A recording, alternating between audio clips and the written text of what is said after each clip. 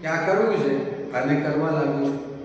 બસ હું ડિસાઈડ કરું છું કે આ કામ કરવું છે, અહીં સુધી પહોંચવું છે અને હાલવા લાગુ છું. બસ દેટ ઇઝ ઇટ. શા માટે આમ આમ આમ આમ આમ? આપણે તો મોટિવેશન બહુ જોઈએ આજકાલ. વાતમાં મોટિવેશન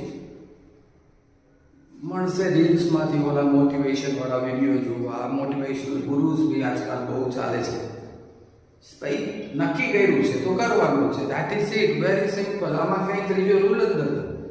મેં નક્કી કર્યું છે આજે 2 કલાક વાંચવાનું છે. That is it. એમાં ક્યાં પ્રેરણાની, મોટિવેશનની, ઓલાની જરૂર પડે? મેં નક્કી કર્યું એક્સરસાઇઝ કરવી છે તો કરવી છે. બસ ધેટ ઇઝ ઇટ. એના માટે ક્યાં ઓલા વિડીયોઝ બધા ઓલા પસીનોથી તરતર ને એવા જોવાની જરૂર પડે? એમાં કંઈ સંદીપ મહેશ્વરીની જરૂર ન પડે. એમાં ક્યાંય